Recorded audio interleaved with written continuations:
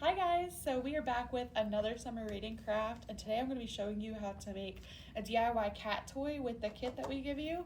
And Jessica's going to show you in a little bit how to make a DIY dog toy. So whether you have a dog or a cat, we have something for you. So I'm just going to show you guys what I have in here.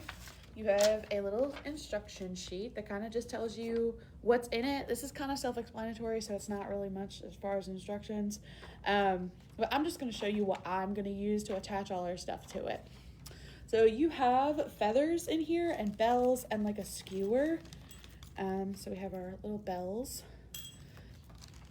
We have our skewer and we have feathers, which I'm just going to dump out. That one doesn't want to come out. That's okay. So you can do this a couple ways.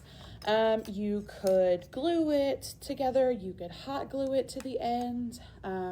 I'm going to use some string and some scissors and some tape.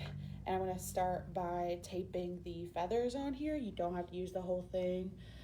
You could even probably use like a rubber band or something to keep it on there. I'm going to start by using some tape. And I'm just going to tape my feathers. And I'm not going to put them all on the end. I'm just going to put some of them on the end. And I'm just going to wrap this around one way and then I'll wrap it around the other way. That way it stays relatively secure. So it's not going anywhere, which is good. And I'm just going to keep doing that with my other feathers. Like I said, you could do this, sideways if you wanted. You could probably just like wrap the feather around. And how I'm doing this is I'm just kind of putting the tape on one end of the feather and then I'm just wrapping it around so it's relatively secure. And there I have feathers on the end of it. It already looks kind of cool, I'm not gonna lie. So then I'm just gonna keep going down my little skewer. Like I said, tape one side of the feather. Oh, this one does not want to stick. One side of the feather, and then I'm just gonna roll it around the skewer. And if you don't like the skewer, you can go outside and get a stick. That's what I was gonna do. But I kind of like how the skewer is. It's smooth, it's not gonna hurt you or your cat. And I feel like having all of these feathers on here, so I'm gonna put all of them on here.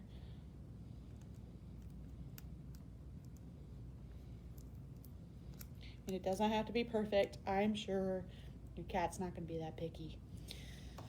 Or I would hope not. So I'm just gonna add this one at kind of an angle. If you have stronger tape than Scotch tape, I would probably use that. Just because Scotch tape is notorious for not wanting to stay put, and that's okay.